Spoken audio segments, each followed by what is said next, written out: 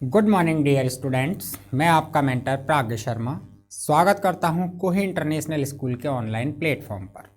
और आज के वीडियो में आप मेरे साथ स्टडी करने वाले हैं लेसन 10 काठमांडू के क्वेश्चन एंड आंसर की। कि आज का जो अपना स्टडी पॉइंट है, आज जिस विषय पर अपन यहाँ डिस्कस करेंगे वो है अपनी बुक का लेसन 10 जिसका टाइटल है काठमांडू। इसके क्वेश्चन आंसर्स का सॉल्यूशन आज के वीडियो में अपन देखेंगे कि टेक्स्ट बुक में कौन कौन से प्रश्न पूछे गए हैं और उनका आंसर किस प्रकार से दिया जाना है। तो क्वेश्चन आंसर के वीडियो को स्टार्ट करने से पहले मैं आपको इस चैप्टर से रिलेटेड जो स्टोरी है उसको थोड़ा सा रिवाइज करना चाहता हूं, जिससे कहानी अपने दिमाग में नवीन और तरोताज़ा बनी रहे और अपन को क्वेश्चन का आंसर देने में थोड़ी आसानी लगे। तो देखिए, कहानी लिखी गई है विक्रम सेठ के द्वारा। राइटर कौन है इस कहानी को लिखने वाले? विक्रम सेठ। कि विक्रम सेठ ने चीन से तिब्बत और तिब्बत से हिमालय और हिमालय से भारत ये यात्रा की। तो उस यात्रा में उन्होंने क्या क्या अनुभव प्राप्त किए, उन सारे के सारे अनुभवों को उन्होंने एक किताब में संकलित किया और उसको नाम दिया हेवन लेक अर्थात दिव्य सरोवर। कि विक्रम सेठ के द्वारा लिखा गया एक यात्रा वृतांत जिसका नाम है दिव्य सरोवर हेवन लेक, उसके कुछ भाग को यहाँ अपनी बुक में काठमांडू के रूप में एक पाठ के रूप में दिया गया है। कि विक्रम सेठ कहते हैं कि जब वो यात्रा करते हैं और यात्रा करते समय जब उनको थोड़ी थकान होती है तो वह शहर के बीचों बीच एक सस्ता सा किराए का कमरा लेते हैं और सस्ता सा किराए का कमरा लेकर के लगभग कई घंटों तक, अपन ये कह सकते हैं बहुत लंबे समय तक वह उसमें आराम करते हैं। जब अगली सुबह होती है और उनकी थोड़ी सी थकान उतर जाती है तो वह अपने एक मित्र जिनका नाम है शाह, वह उन मित्र शाह के बेटे के साथ और उनके एक भतीजे के साथ काठमांडू का भ्रमण करने निकलते हैं। जब वो काठमांडू का भ्रमण करने निकलते हैं तो सबसे पहले वह काठमांडू स्थित पशुपतिनाथ के मंदिर पहुंचते हैं। पशुपतिनाथ के मंदिर पहुंच करके वो देखते हैं कि मंदिर के मुख्य दरवाजे पर एक सूचना पट्ट लगा हुआ है जिस पर लिखा हुआ है केवल हिंदू धर्मावलंबियों को ही मंदिर में प्रवेश दिया जाता है। वो उस सूचना पट्ट को पढ़ते हैं, तभी उनका ध्यान एक पुलिस वाले व्यक्ति की ओर जाता है।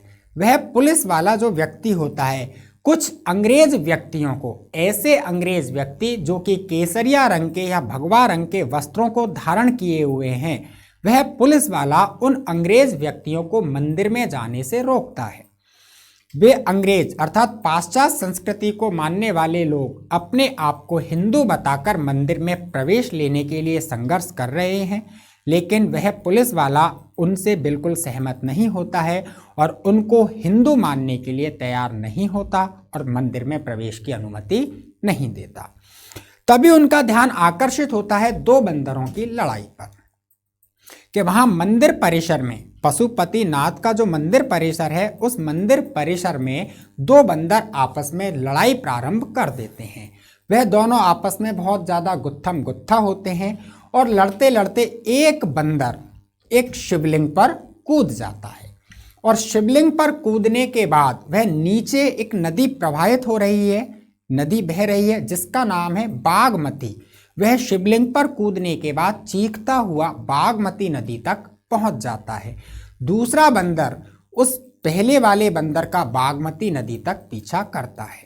तभी विक्रम सेठ का ध्यान जाता है कि एक घर की बालकनी से भगवान को अर्पित किए हुए पुष्प और पत्तियों को एक बंडल बना करके एक थैली में बांध करके नदी के अंदर फेंका जाता है।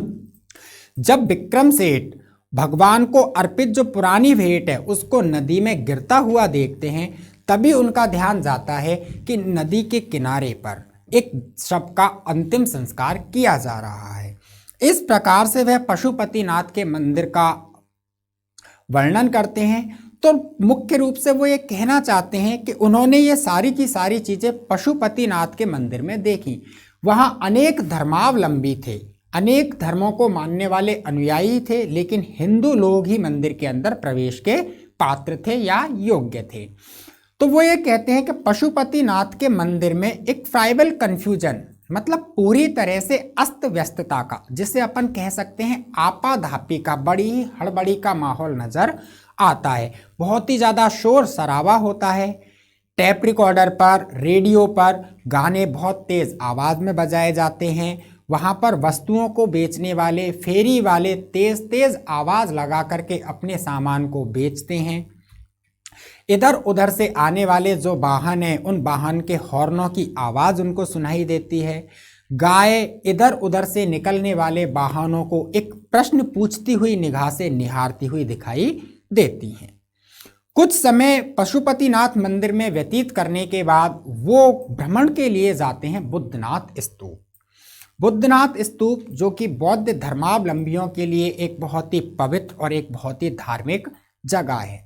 जब वो बौद्धनाथ स्तूप पर पहुंचते हैं तो वो एकदम थोड़ा सा स्तंभक, थोड़ा सा हक्का बक्का रह जाते हैं। क्यों? क्योंकि बौद्धनाथ स्तूप का जो परिसर होता है, उस परिसर में पूरी तरह से शांति का वातावरण होता है। अपन ये कह सकते हैं कि बौद्धनाथ स्तूप पशुपतिनाथ मंदिर जो है उसका बिल्कुल विपरीत होता है। वहां किसी प्रकार का कोई शोर शराबा नहीं होता। उसका सफेद रंग का गुंबद बहुत ही विशाल और बहुत ही बड़ा होता है, जो कि चारों ओर एक गोलाकार सड़क से घिरा हुआ होता है।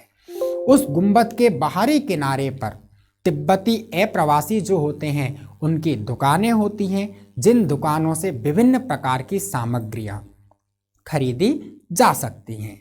इस प्रकार से वो पशुपतिनाथ और बुद्धनाथ स्तूप दोनों का वर्णन करते हैं। फिर वो कहते हैं कि मैं इन दोनों जगह भ्रमण करने के बाद थोड़ा परेशान होता हूं और वापस अपने होटल की ओर लौटता हूं।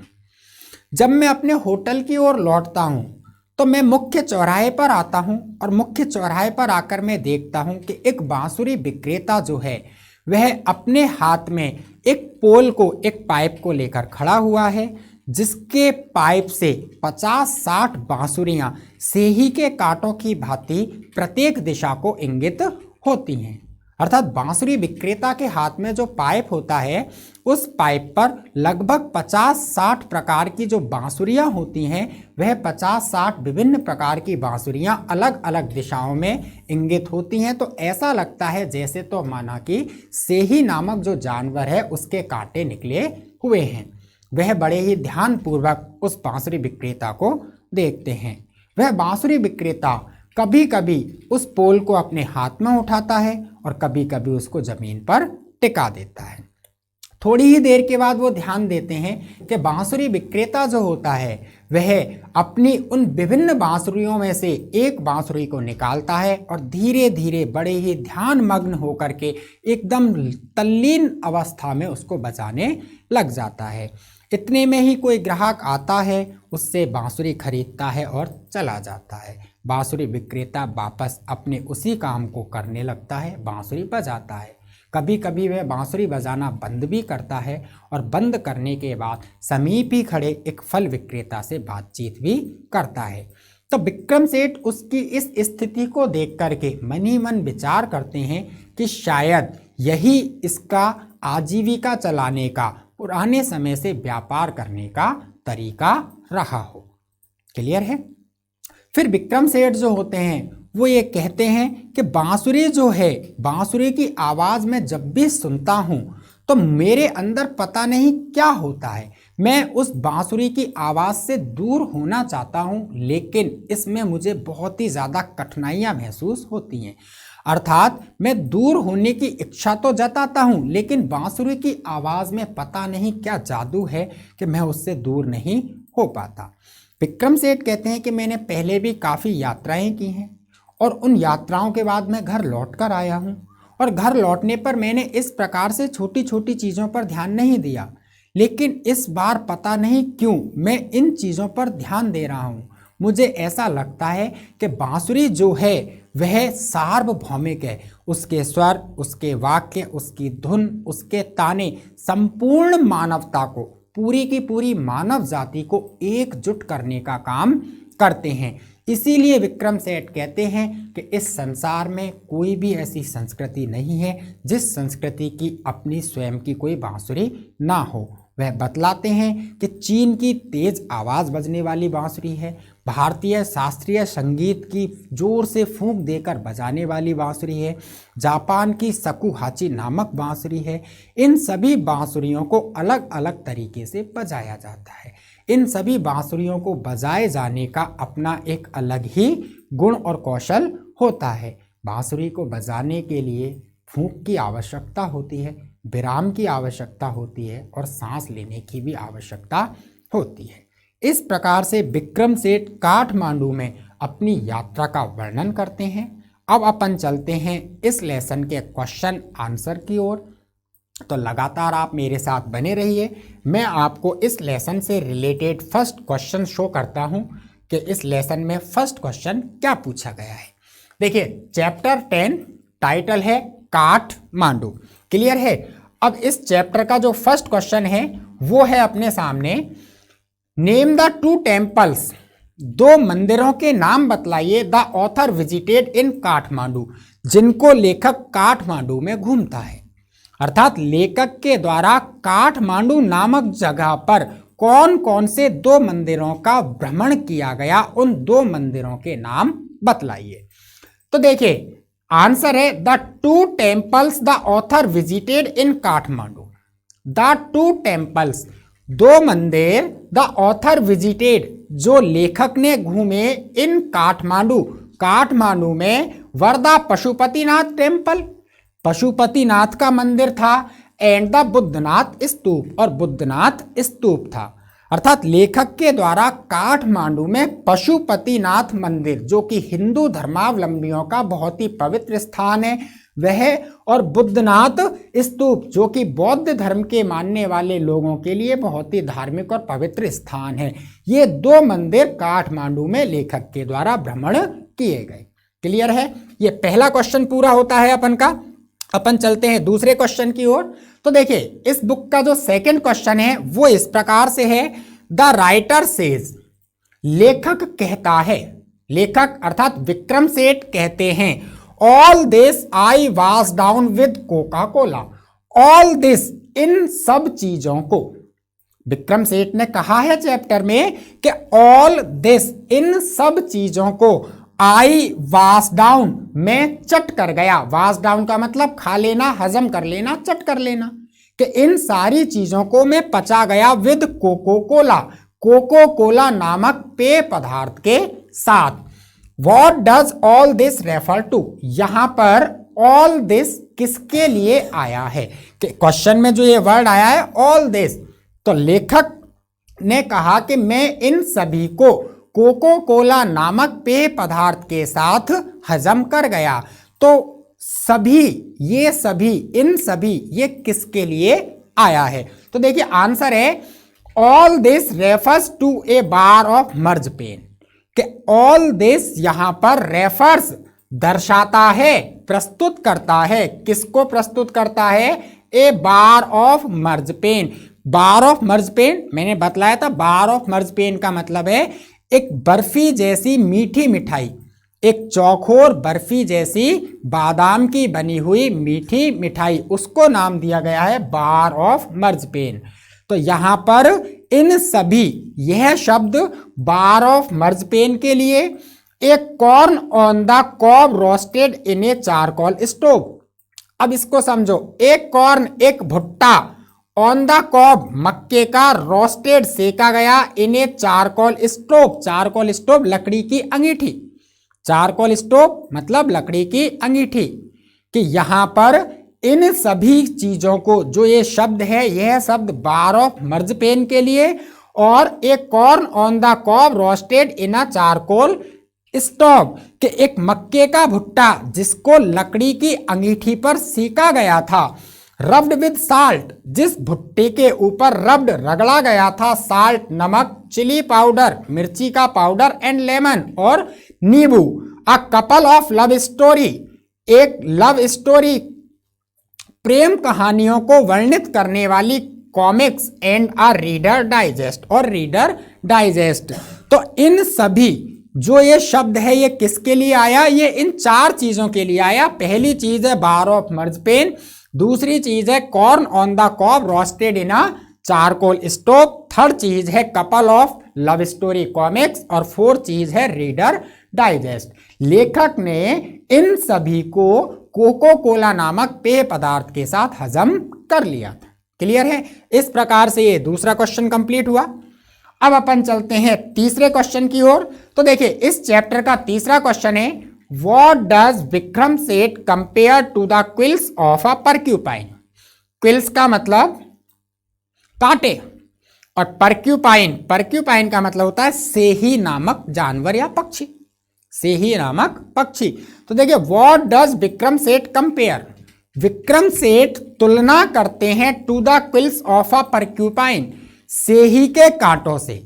और व्हाट किसकी, कि विक्रम सेठ सेही के कांटों से किस चीज की तुलना करते हैं। वापस रिपीट करता हूं, what does Vikram Seth compare, Vikram Seth किसके साथ तुलना करते हैं, the quills of a porcupine, सेही के कांटों की। तो जैसा कि अपन ने चैप्टर पढ़ा, विक्रम सेठ ने चैप्टर में डिस्क्राइब किया कि जब वो चौराहे पर आए और चौराहे पर आकर के उन्होंने बांसुरी विक्रेता को देखा, तो बांसुरी विक्रेता के हाथ में जो एक पोल था, उस पोल से उसकी विभिन्न बांसुरियां सेही के कांटों की भांति हर एक दिशा में निकल रही थी। तो विक्रम सेठ ने उन बांसुरियों को सेही के कांटे से कंपेयर किया। क्लियर है?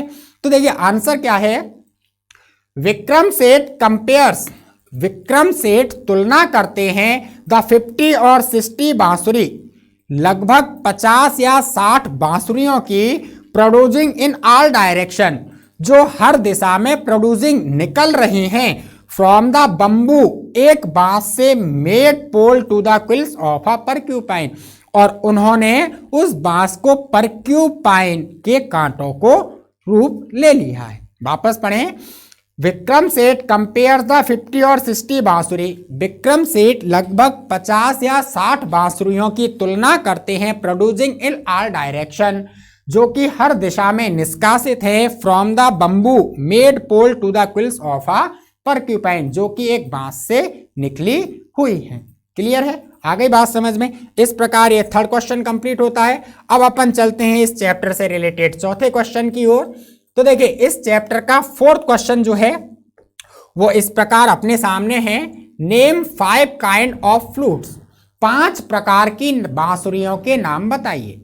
कि विक्रम सेठ ने इस चैप्टर में बतलाया कि प्रत्येक संस्कृति की अपनी अलग बांसुरी है और उसको एक अलग ही तरीके से बजाया जाता है। तो आपको उन 5 प्रकार की बांसुरी के नाम बताने हैं जो विक्रम सेठ ने इस पाठ में बतलाए हैं। तो देखिए वो 5 प्रकार की बांसुरियां कौन कौन सी हैं। द 5 काइंड्स ऑफ फ्लूट्स, 5 प्रकार की बांसुरियां आर हैं, कौन कौन सी हैं। पहली है द रीड नेह, बांस की बनी हुई, सरकंडे की बनी हुई नेह नामक बांसुरी। दूसरी है the Japanese shakuhachi, the Japanese shakuhachi, Japan की सकुहाची नामक बांसुरी। तीसरी है the deep bansuri of Hindustani classical music, the deep bansuri of Hindustani classical music, भारतीय शास्त्रीय संगीत की डीप गहरी सांस वाली बांसुरी। क्लियर? इसके बाद चौथी है द क्लियर और breathy flute of South America, the clear और ब्रेदी के एकदम साफ और गहरी सांस वाली साउथ अमेरिका की बांसुरी। और पांचवी है the high pitch Chinese flute, high pitch ऊंची आवाज में बजने वाली चाइना की बांसुरी। कि विक्रम सेठ ने 5 प्रकार की बांसुरियां बतलाई हैं इस पाठ में। पहली है सरकंडे की बनी नेह प्रजाति की बांसुरी, दूसरी है जापान की सकुहाची नामक बांसुरी, तीसरी है भारतीय शास्त्रीय संगीत की तेज फूंक से बजाई जाने वाली, गहरी सांस से बजाई जाने वाली बांसुरी। चौथी है साउथ अमेरिका की स्पष्ट ध्वनि और गहरी सांस वाली बांसुरी। और पांचवी है चाइना की हाई पिचेज, तेज आवाज में बजने वाली बांसुरी। इस प्रकार ये फोर्थ क्वेश्चन भी कंप्लीट हुआ अपना।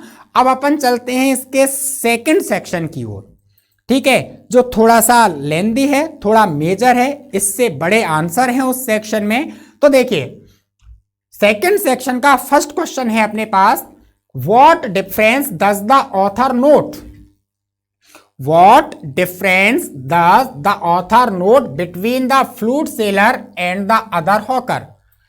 के फ्लूट सेलर बांसुरी विक्रेता एंड अदर हॉकर और अन्य दूसरे फेरी लगाकर सामान बेचने वाले, हॉकर्स फेरी लगाकर सामान बेचने वाले, के बांसुरी विक्रेता और अन्य दूसरे फेरी लगाकर सामान बेचने वालों में what difference does the author note, लेखक किस प्रकार के अंतर को महसूस करता है। कि लेखक ने बांसुरी बेचने वाले और फेरी लगाकर सामान बेचने वाले अन्य व्यक्तियों में क्या अंतर महसूस किया। तो देखिए आंसर है the author witnesses that the flute seller selected a flute.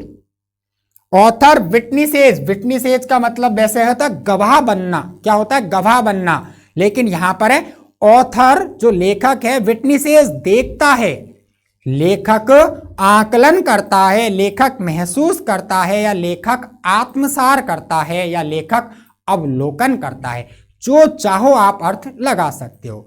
The author witnesses के लेखक अवलोकन करता है, दैट द फ्लूट सेलर के बांसुरी विक्रेता सेलेक्टेड अ फ्लूट अपनी बांसुरियों में से एक बांसुरी का चुनाव करता है, फ्रॉम टाइम टू टाइम समय समय पर, एंड प्लेड इट और उसे बजाता है, फॉर सम टाइम कुछ समय के लिए। कि बांसुरी विक्रेता अपनी अनेक बांसुरियों में से एक बांसुरी का चुनाव करता है और उसको बजाने लगता है। The sound rose clearly above the hustle bustle of the traffic. Hustle bustle का मतलब होता है अस्त व्यस्तता, शोर शराबा, हल्ला गुल्ला, हसल वसल। कि the sound of the flute बांसुरी की आवाज रोज क्लियरली अबव एकदम स्पष्ट रूप से ऊंचे उठती है, the hustle bustle of the traffic यातायात के शोरगुल से, एंड और हॉकर्स फेरी लगाकर सामान बेचने वालों की आवाज से। के जो वो बांसुरी विक्रेता बांसुरी बजाता है तो उसके द्वारा बजाई गई बांसुरी की आवाज hustle bustle of the traffic यातायात के शोरगुल से, एंड द हॉकर्स क्राइज और फेरी लगाकर सामान बेचने वाले व्यक्तियों की आवाज से, रोज क्लियरली अबव एकदम स्पष्ट ऊंची सुनाई देती है।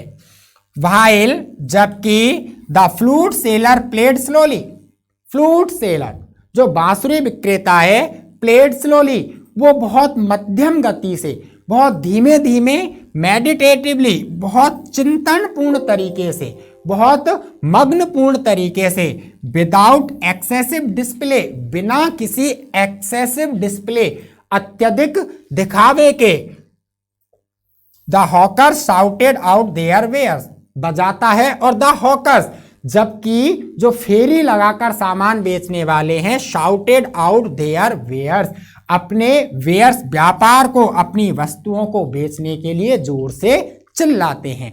इस प्रकार के अंतर को लेखक बांसुरी विक्रेता और अन्य सामान बेचने वाले व्यक्तियों के मध्य में महसूस करता है।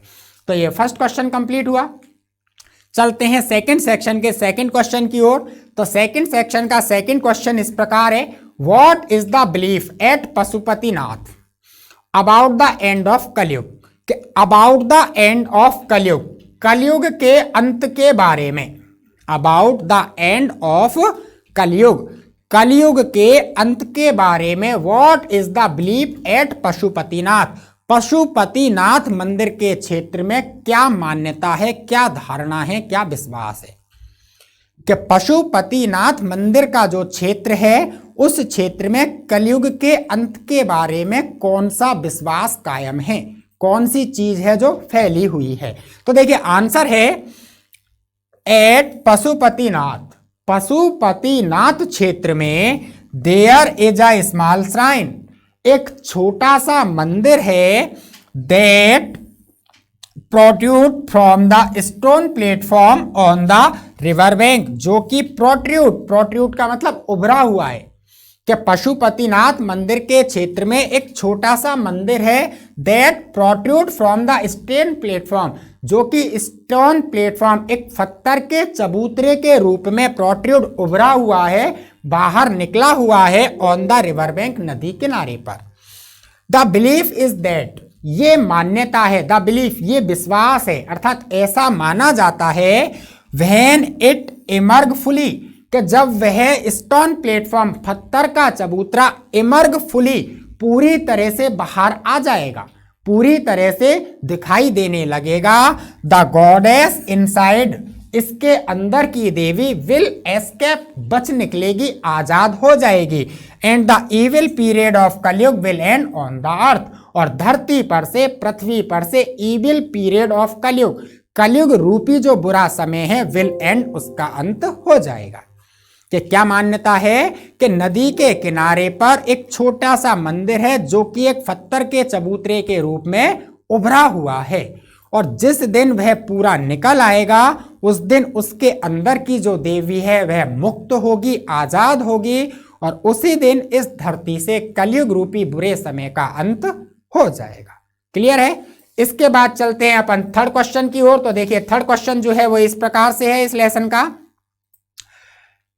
कि देखिए थर्ड क्वेश्चन मतलब सेक्शन थर्ड में जो राइटर ने फर्स्ट क्वेश्चन पूछा है, वो फर्स्ट क्वेश्चन है, compare the contrast the atmosphere in and around the Baudhnath shrine with the Pashupatinath temple.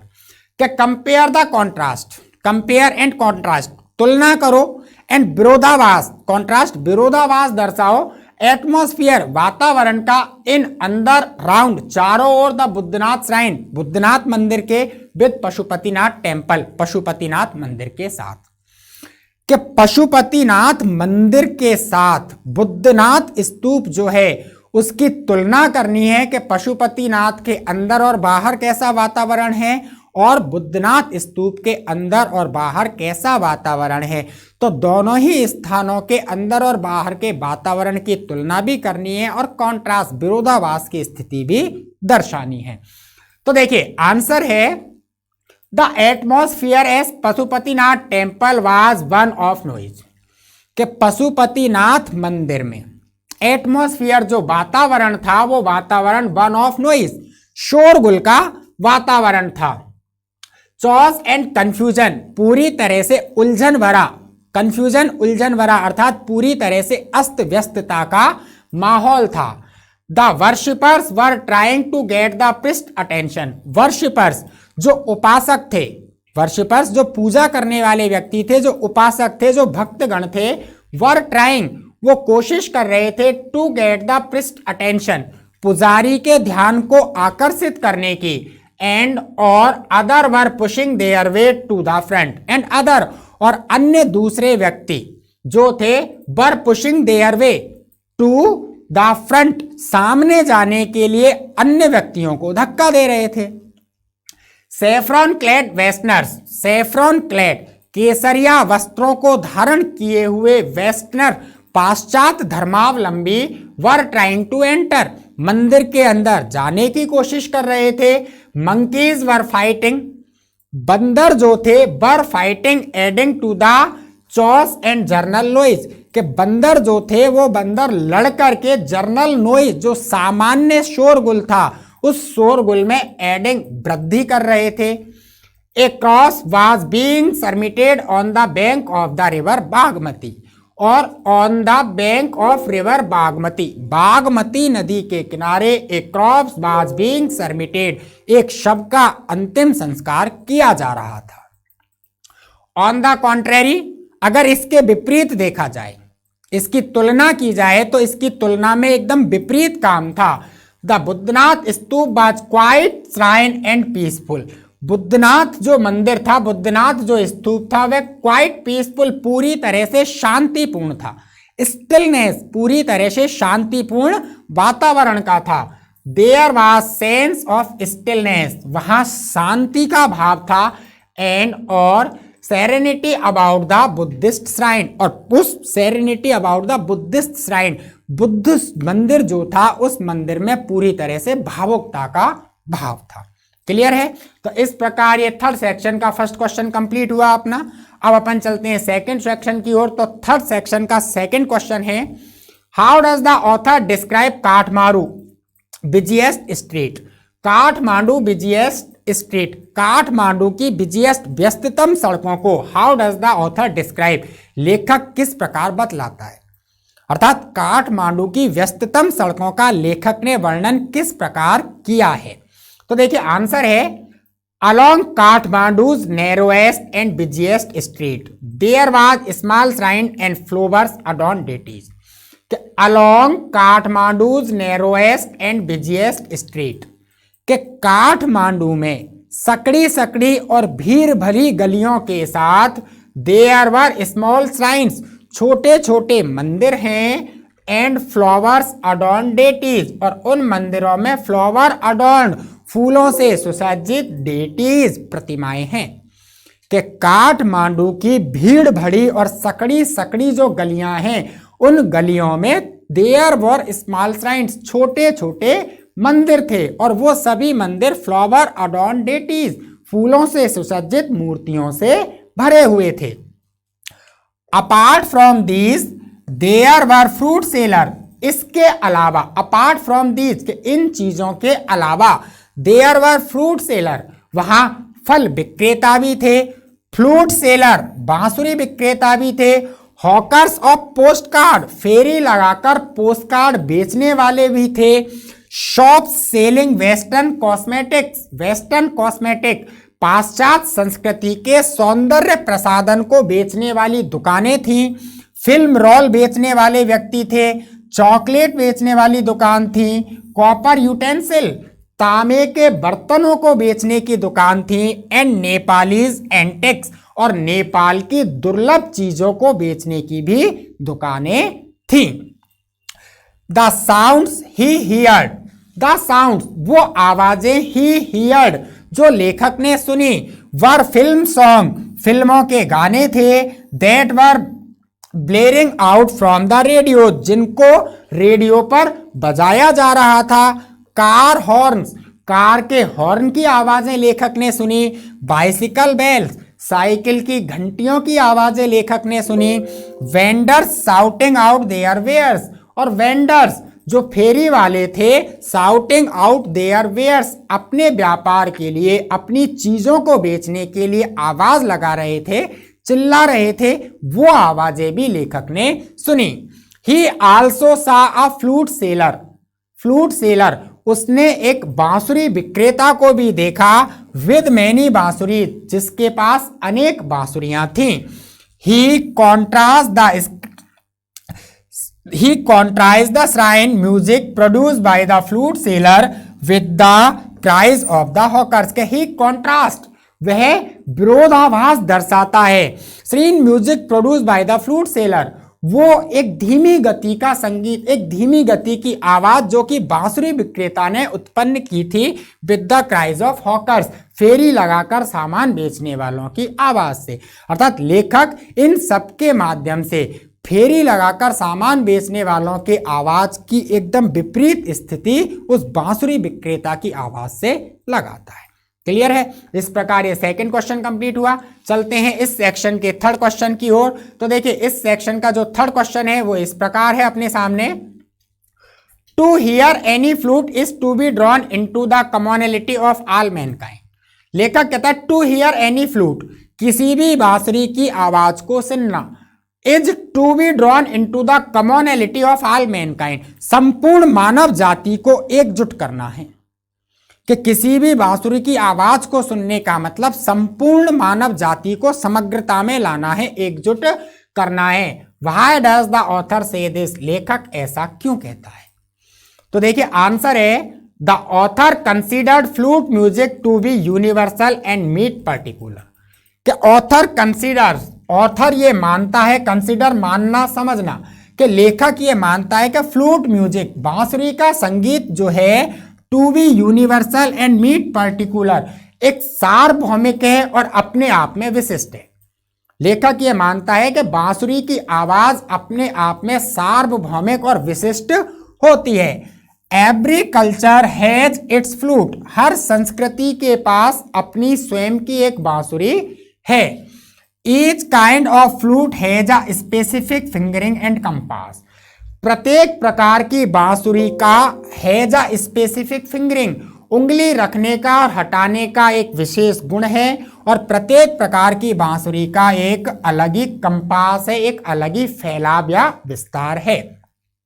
And waves its own association, और कहीं ना कहीं प्रत्येक प्रकार की जो बांसुरी है, उस बांसुरी के वेव जो सुर हैं, उस बांसुरी के जो ताने बाने हैं, वो ताने बाने ओन एसोसिएशन अपने आप में परिपूर्ण है।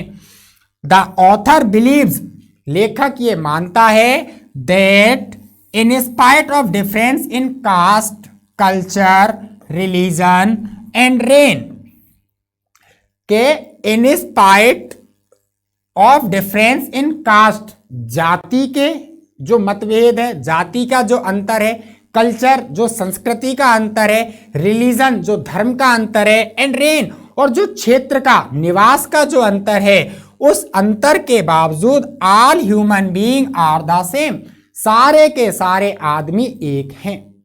लेखक क्या मानता है कि केवल और केवल जाति, संस्कृति, धर्म और क्षेत्र का जो अंतर है, इन अंतरों के बावजूद भी all human beings are the same, संपूर्ण मानव एक है, संपूर्ण मानव जाति एक है। With the same living breath running through all of them, with the same living breath, उनके अंदर एक जैसी भावना प्रवाहित होती है, उनके अंदर एक जैसे विचारों का प्रवाह होता है। क्लियर है?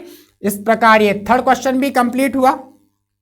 इससे आगे के जो क्वेश्चन हैं, उस क्वेश्चन को अपन अगले वीडियो में कंप्लीट करेंगे, क्योंकि आज थोड़ा सा समय ज्यादा हो गया है। तो आगे के क्वेश्चन के वीडियो को देखने के लिए आप लगातार मेरे साथ बने रहें और अच्छी तरह से वीडियो को देखते रहें। तब तक के लिए stay healthy and stay safe. Thanks for watching my video.